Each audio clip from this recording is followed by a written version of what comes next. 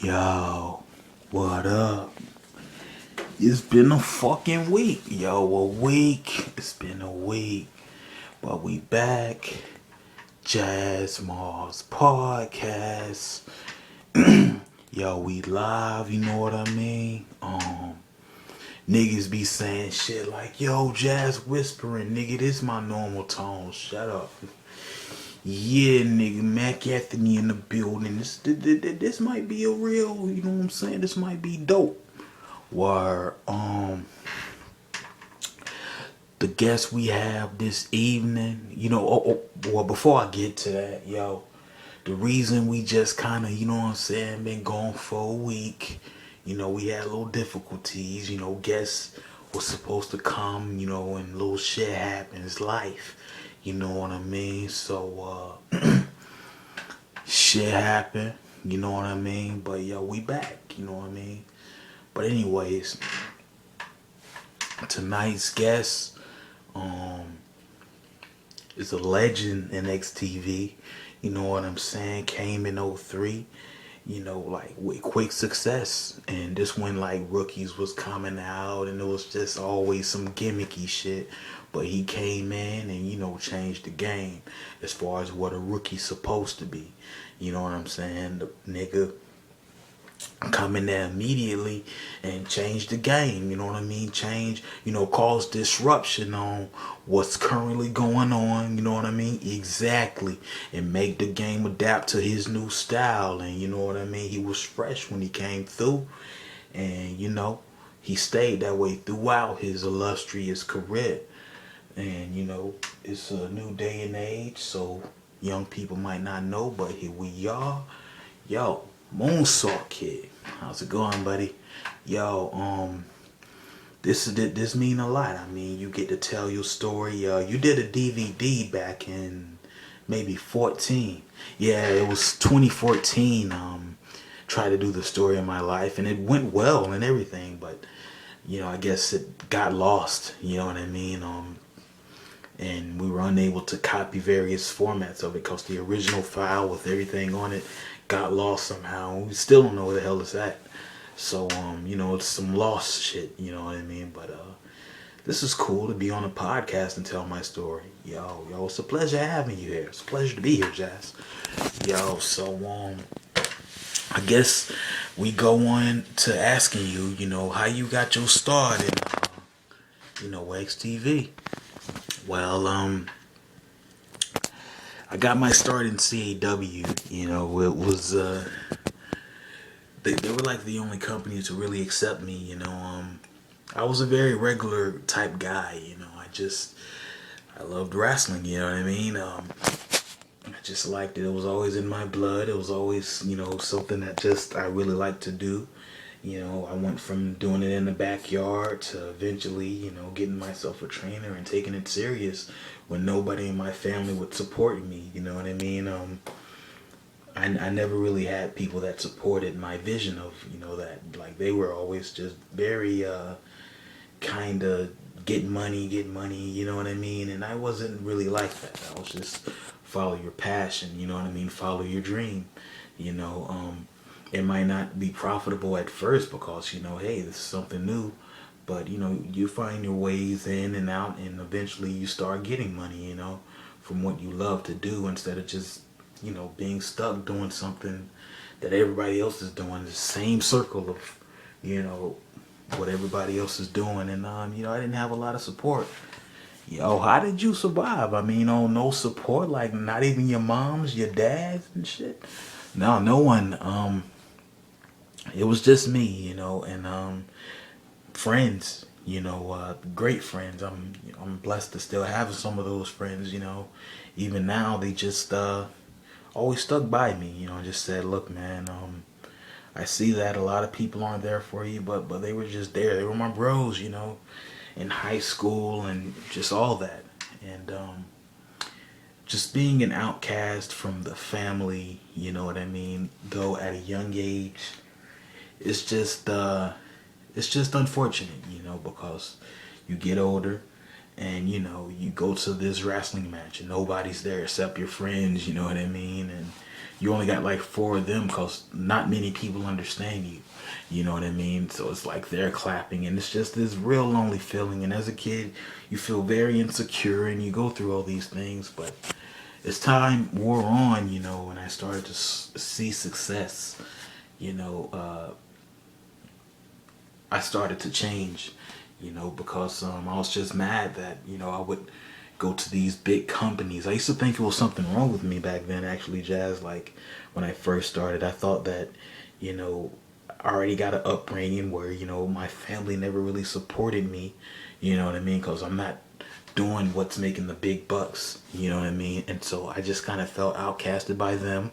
you know, and outcasted by most people because of just how I was. You know, I was a very social guy, but the things I talked about weren't controversial or anything. They were just, I just always had different ideas and different opinions than most people, you know what I mean? And just, you know, society, when you're not the standard, you know, it's like it causes disruption, as you said in the beginning of the show. You know, it causes like people to panic, like, what is he doing, what is he trying to do, you know what I mean? And that's just what it was, just being outcasted. And I would try to get into the big leagues. You know, I actually tried to get into the WWE at first, and I had a tryout match. Oh shit, exclusive shit, yo, how that went.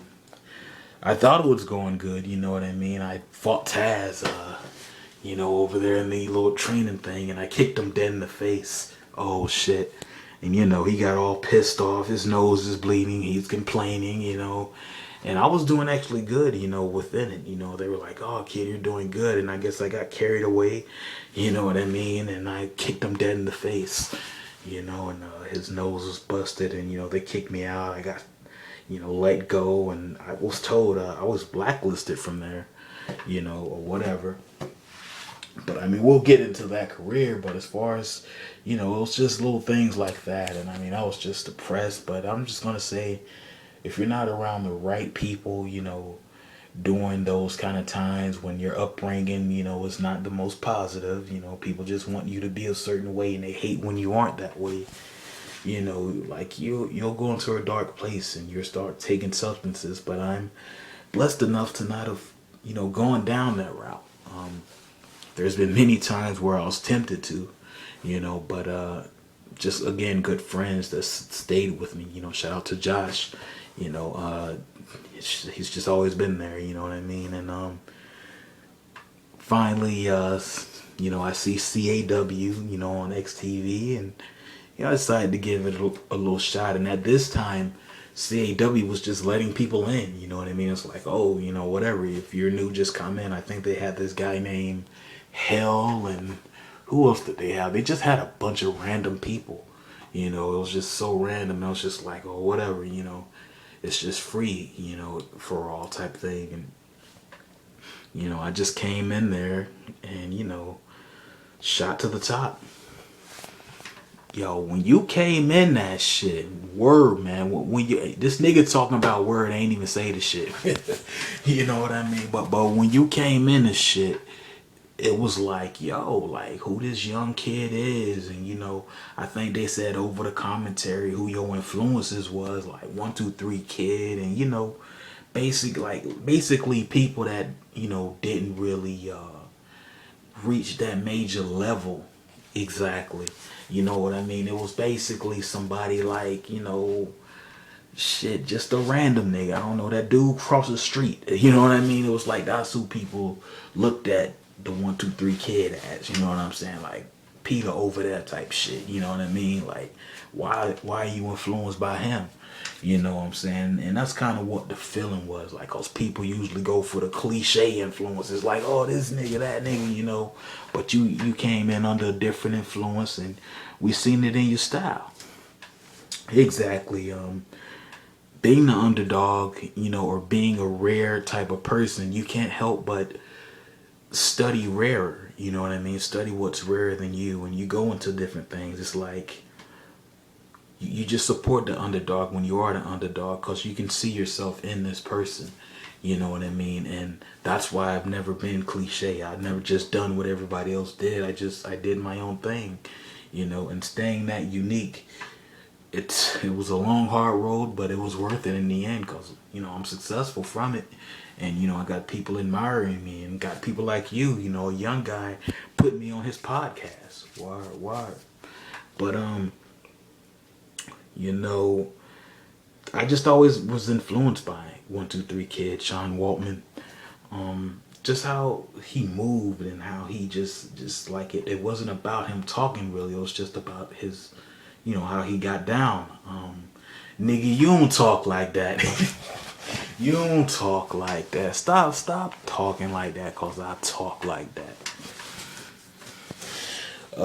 It's just how he was though, you know, how he was moving and stuff like that. And so that's what I liked about him. And you know, people was just as weird. Oh, why do you like him? And you know, that's what I got my outfit from. It was from him, you know. And I was just like, I didn't really put no colors on it. I just was like, this is what I'm going to wear. And you know, that's why I say XTV West. You know, I give them the most thanks and stuff because they accepted me. Like other places, you had to look a certain way, you had to move a certain way, and I didn't do that.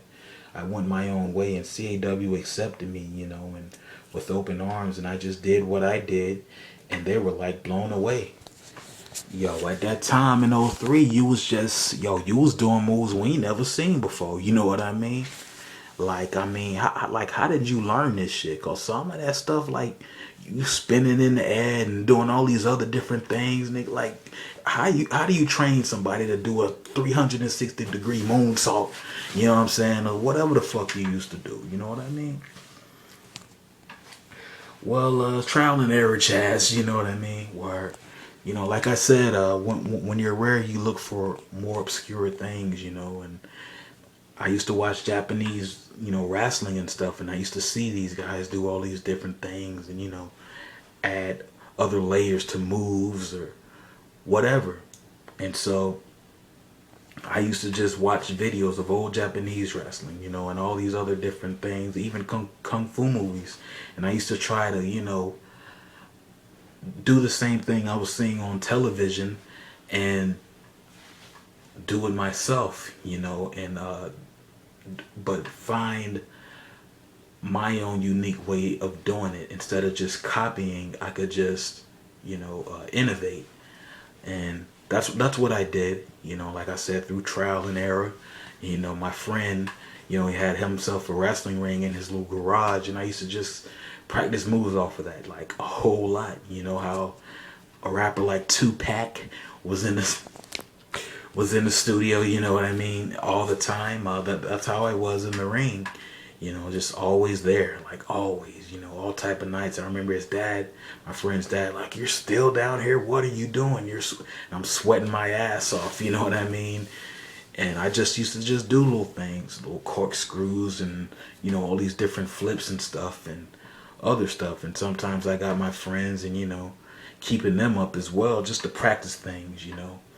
And I just added all these elements to my style when eventually I trained myself, you know, as far as how to do dives and stuff. I had other trainers as well, you know, and I guess it's just a combination of some of the trainers that, you know, helped me and, you know, of course my own doing of practicing in the garage, you know, and that's what made it special when I came in, because nobody was moving like me, nobody was diving like me, and I was so young in doing it, you know, that people couldn't help but take notice, because that was fresh, that was different, you know. I felt like '03 was still that, not necessarily that moonsault kind of wrestling, like, oh, that's a good move. It was still kind of the same, like, basic things. Like the Hardys did what they did, but then I came in and it wasn't about the ladders. It was about, look, I don't need a ladder to jump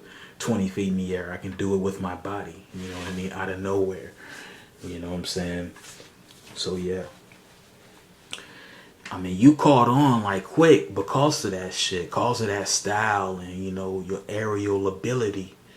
And next thing you know, shit, you in the CAW match, talk about this the shit that people say made you a star. I mean, you was already a hit when you came through the doors, and people was like, "Yo, you seen that nigga with the corkscrew moonsault kick, whatever the fuck, you know?" And you already a hit and shit, but hold up. Oh. You already a hit and a sensation as far as XTV is going around. Your name's popping, but you know, this is the event when you fall in the four-way dance with Monster, The Pain, and I think two other dudes, you know what I'm saying? And you had the lowest, you had no power actually, yeah. And you looked like you was gonna lose, but you won the CAW championship. You know what I mean? And that was against like a bunch of big dudes, big ass names in CAW. But you managed to win, and they kicked your ass. You know what I'm saying? And people thought it was gonna be Monster or Pain or Too Hot. That's who was in the match, and then you. But you overcame. You know what I mean? And you won the belt. Yo, how did that feel? It was great. Cause like I said, not having the backing of my family and you know just my friends. You know, I used to be in various states, you know, not really having that much support with my family, just like where I just felt like this loser, you know what I mean? But then I realized I had to be my own supporter, you know what I mean, and my friends as well. And I just had to wake it up in me. And so I had to appreciate certain accomplishments because I had to look at it as, I don't care how ignorant this sounds, but I'm doing pretty good for a person that doesn't have support for his family, you know, from his family. I had to look at it like that, you know what I mean? It's like, wow, the way I just walked to that store is pretty impressive for a dude that didn't have a family that supported him walking to the store. Word. You know, that's just how it was to me. And so I had to like find little small things to make myself feel proud of what I did. You know what I mean? And I just started appreciating the small things I was able to do and was able to pull off. And eventually I started making my own goals. And I want to express that to anybody that's young going through the same thing I go through. You know, set yourself goals. You know, whether they're small or big or whatever, just set yourself some goals, you know, and see if you can, you know, see what you can do with them, and just don't give up. You know, like that's just what should be implemented in your heart, just to never give up. And that's just what it was with me. It's just always like, you know, making myself do better. Like it was from the smallest thing, from the way I walked to the way I talked to the way I talked to a girl or whatever I did. I just, you know, hold on. From the way I walked to the way I interacted with people, you know, I just started to find how much better I would be getting with it by just saying, I'm going to say it this way, I'm going to say it that way. And I'm setting goals for myself. And eventually, you know, I started appreciating my own success, you know, and I had good friends backing me up. And appreciating your own success, it's nothing like it, you know what I mean? Because you've seen yourself from nothing. You've seen where you came from, the very bottom. But now here you are at this company. You're the champion. The eyes are on you, you know what I mean? And I was beaten to a state where it looked like I wasn't going to win. I was born into this life where it looked like I wasn't going to win. And here I am, I won, you know what I mean? Eyes are on me, the TV, I mean the cameras and the people watching, it's all on me. And so that felt really good, you know what I mean? That was one of my favorite accomplishments, still, even in XTV, even though that's my first championship. That's going to always mean a lot to me because like you did say, like that made me a star. So you the champion, and you know, you get your haters after a while, and your first feud was with the Best. Yeah, this is when Best was, you know, he just was, I guess, he said it himself, so, you know, he said he was jealous of me, you know what I mean, because when he came in, he was also very aerial, and you know, he was a cruiserweight as well. But he didn't just get a title shot automatically. You know, I did over him, and that pissed him off because he was there longer, and he felt like, I guess, the veteran, and you know, where's my shot? You give it to this young guy, and I guess I challenged him like, oh, you can fight me for the belt, you know, and then we fought, and I won, and then we fought again, you know what I mean, and then I won again, and you know, that's really how that started. I just kept beating him, and he kept getting very, very angry. But dude, me and him got into a great feud, you know what I mean? And I think that was the last best feud in CAW. Shit, no arguing. Man, I was watching that shit when I was a kid and shit. I'm like, yo, these niggas, y'all never stop. I mean, just y'all moves, like the way the best jumped over the top rope, it was a little more graceful, you know what I mean? Some old Shawn Michaels mainstream kind of dial, but you did it in such a rough and rugged ass way when you jumped over the top rope, and it's just like two of those styles meet, you know what I mean? The rugged, dirty, outcasted, like you said your background is, up against this whole pretty, you know what I mean, made for TV type shit. Put them together, and you know, it made a classic. And I think that combination is what made that shit like make it feel good. Word. Yeah, you know. And I mean, now me and Bess, we're pretty good friends, you know what I mean. Just at first we were just different, you know. He was more of a egotistical kind of guy, and I was just more of a dude, you know, whatever, I'll fight whoever I fight and I'll win. So through your success in CAW, you moved to mainstream XTV, which is over there at XTV East. You know what I mean? They wanted you on the SmackDown game, and that's the game where everybody at. You know what I mean? That's the mainstream of XTV. And you know, because people seeing your success in CAW, it translated to that. And I think you the first person to be on a whole nother platform. You know what I'm saying? But XTV East noticed you on that platform and said, yo, come over here. I mean, shit. Man, this was a very great year for me, you know, because of little things like that. Winning my first championship, and now it's like, not only did I win the belt, but now the bigger corporation in this one entity wants me over there. You know, it's like, wow. And so I couldn't wait, you know what I'm saying? And I had a blast, and I won various championships, and eventually I beat Woody Johnson for the XTV belt, and I held that with so much pride, you know, because now I was CAW champion and XTV champion. And I mean, yo, this was crazy, cause like you had the CAW belt and that belt, you know what I mean? And these two different things, you know, they within the same umbrella, but they way far from each other. It's like Florida, Miami over here, Orlando over here, and you the championship in Miami and Orlando and shit, you know what I mean? Yeah, and that was a very great blessing for me. And like I said, to just not have nobody backing you all these years, and you backing yourself, and to be the youngest CAW champion and win it under when I'm about to lose, you know, with the way it was looking, and then to be over this other place that invited me because I was so successful.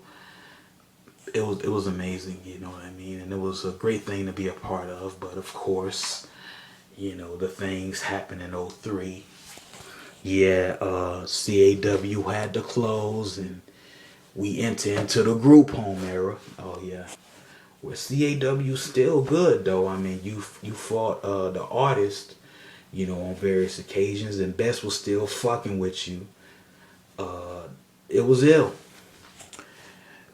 The feud with me and Best got worse towards the end of '03 because he thought that Dixie was, you know, this is a story nobody knows, but he thought that Dixie was giving me special pleasures, you know what I mean? She thought that I was because that's the boss of CAW, the head of CAW, and she thought that me and her had some type of relationship, and she was giving me special treatment, special favors and stuff, and she was, messing around with me, and it was this thing where Bess really wanted to have sex with Dixie, you know what I mean, and he was jealous of that, and he thought that that's why I was getting successful. So a lot of times behind the scenes, me and him would actually get into real blows, real fights because of how he was acting, you know what I mean? So jealous. And when he was doing the shoot shit on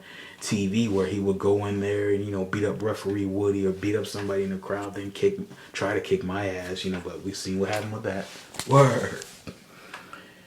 It's just, it just showed his true character. And his true character was a very jealous person. And anybody that has any form of jealousy is just a weak person, when you break it down.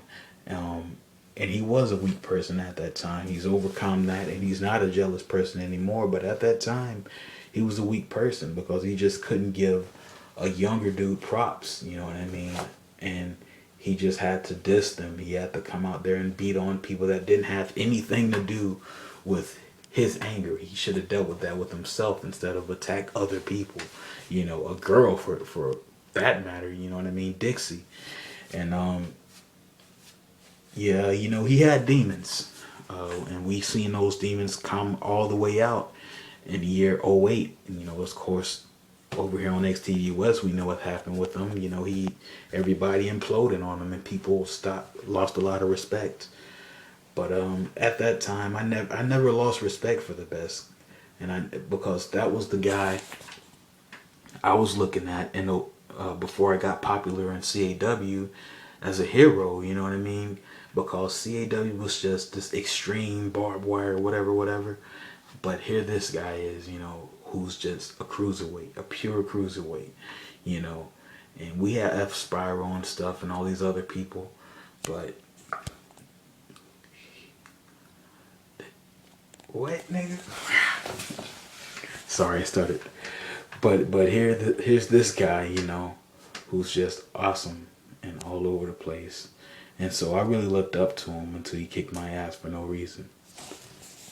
Well, that's just real talk, you know what I mean? It's been people like that here since I started in XTV. Like people I used to look at and admire, like, yo, when I get on XTV, you know what I mean? I'm a team with this dude. We gonna talk, we gonna build, you know what I'm saying? He probably gonna help me out with this and shit. I get hit. This nigga dissing me. Oh shit. Yo, you already know who I'm talking about. You know what I mean? It is what it is. Yo, ain't no animosity over here. Like that ain't how my heart pump. You know what I mean? But at the end of the day, yo, I know what you're going through, moonsault. I ain't gonna even get on that. It's just, you know what I'm saying? The old school always be in their feelings when they see somebody younger doing it better.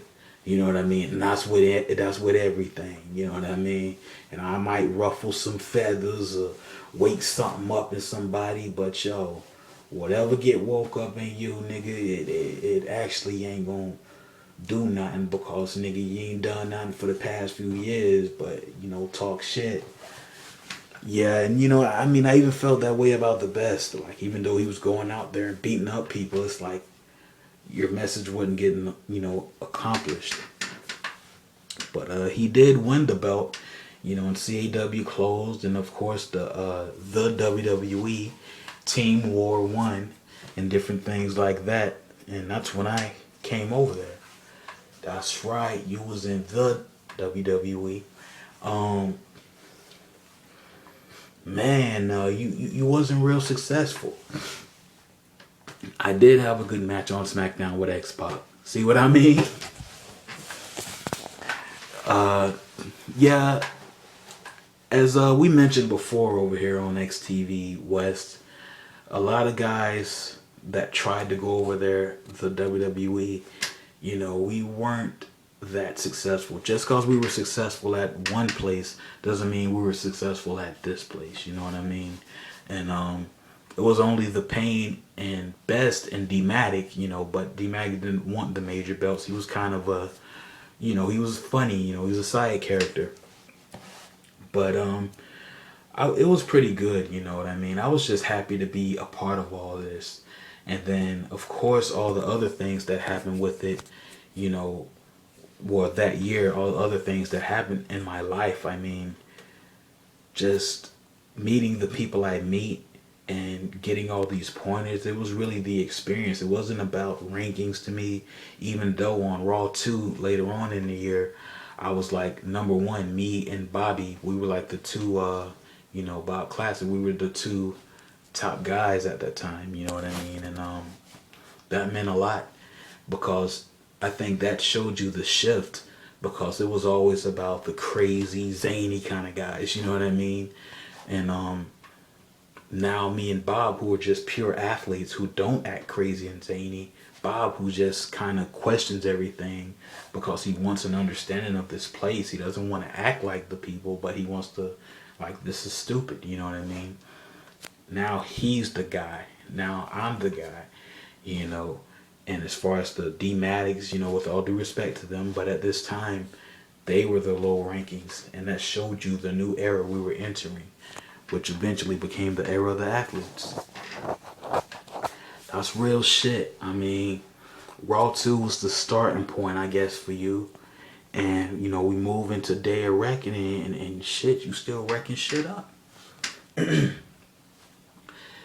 I'm just one of those guys, and I'm just going to put this like this. I can always leave XTV and come back fresher than I've ever been. There's never one time, and that's not to brag on myself. That's no ego.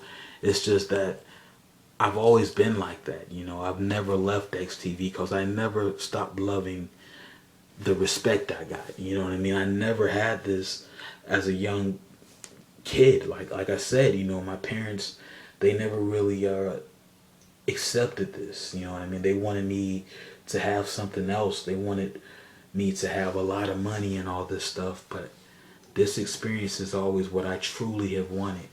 You know what I mean? No amount of money can pay for a great experience. You know what I mean? That's something you have to live yourself and go through.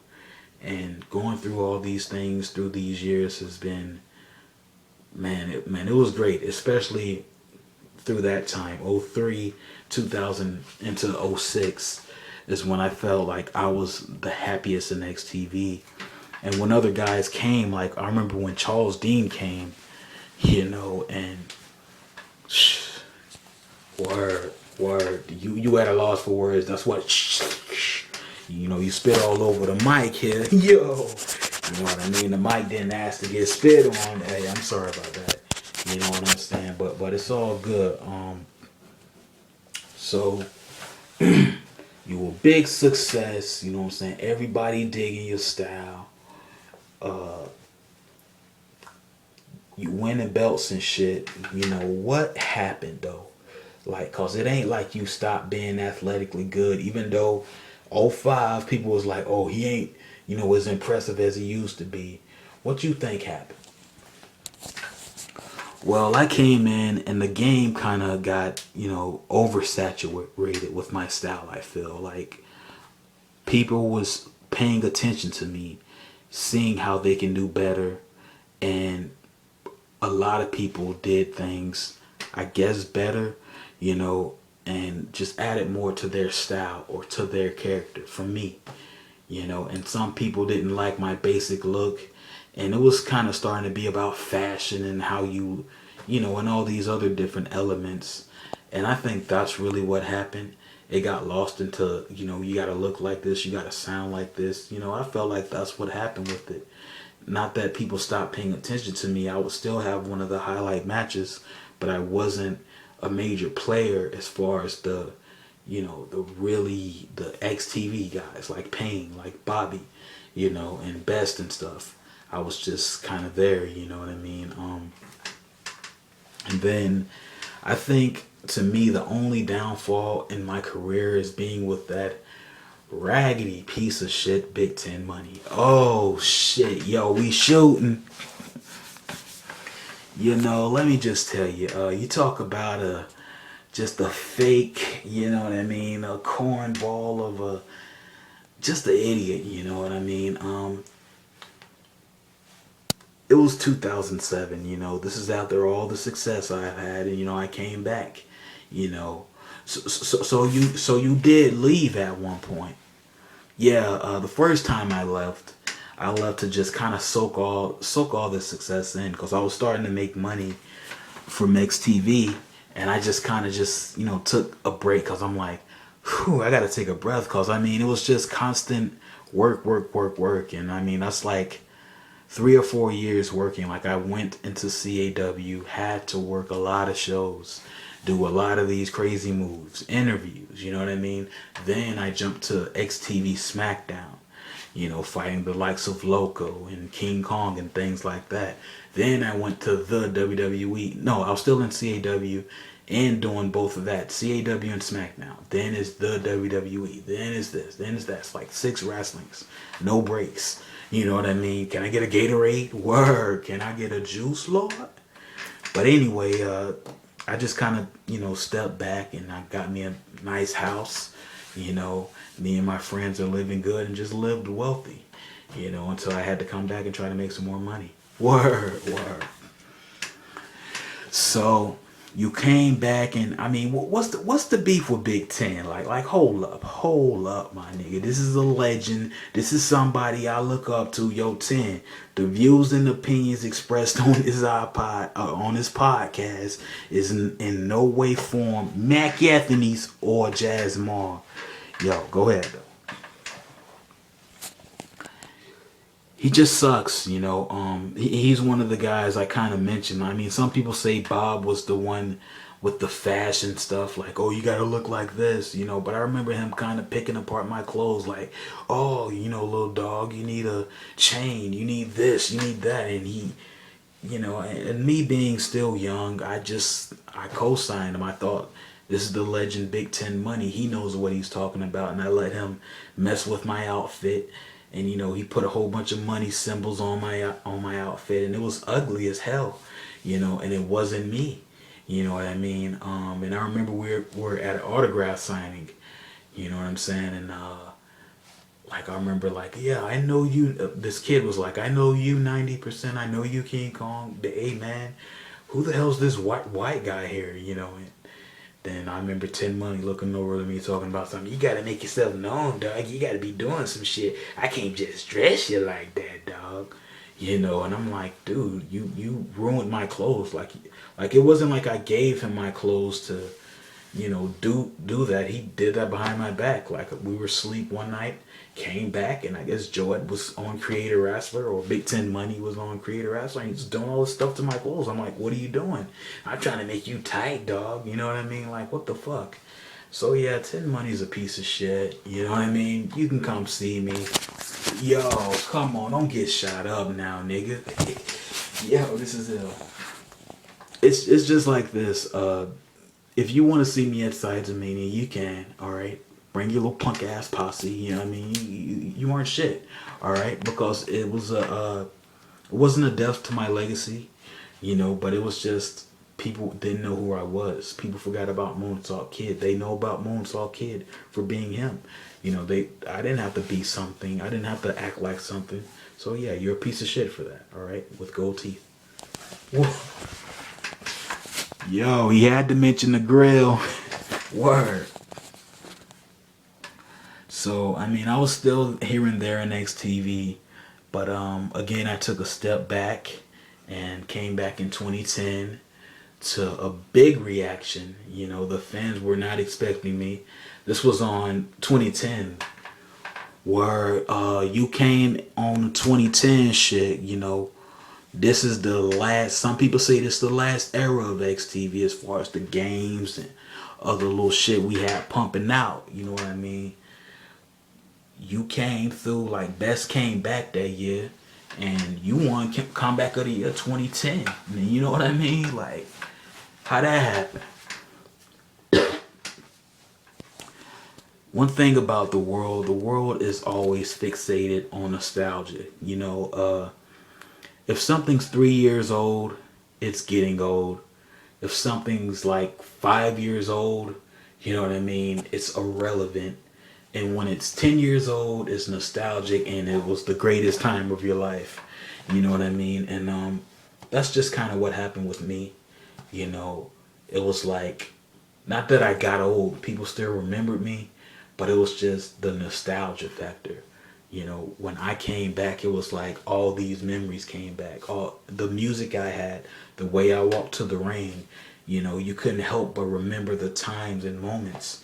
You know what I mean? Like the me and the best, and me and IQ, even Bobby, and all the stuff that I went through and did, and the belts I won, and how I was. You couldn't forget that, and it all kind of culminated into that. And as a result, you know, it was a successful run, and the fans nominated me as comeback of the year because they thought I would do more.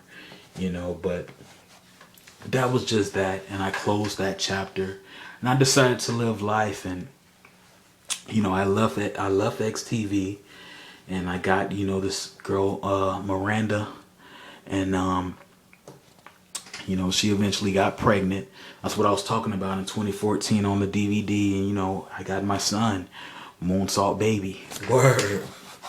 You know, and you know, I've just been doing that, just taking care of my son, starting a family, and you know, looking at my past and just really just telling my story. As far as XTV, like I said, 10 money, if you're willing to accept, I'm going to kick those goals down your throat, you ugly son of a bitch. Oh, shit. But, you know, that's where I'm going to end that at. Like, if I'm going to go out, I'm going to go out beating somebody I don't like. That's very CAW of me. Word. But, right now in my life, Jazz, I really just like to just sit back and watch and see where XTV takes itself. And I mean, it means a lot. So during your tenure, during all these years, did your family ever reach out and be like, "Yo, sorry for past time"?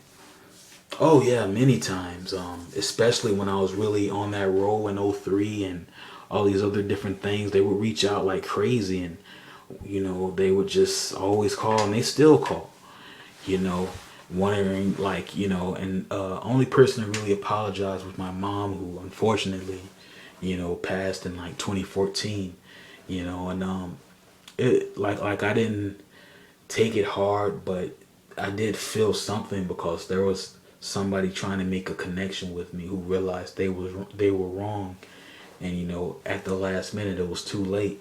You know what I mean? And my dad's been gone, you know, but yeah, it was some of that, you know what I mean? A bunch of people, but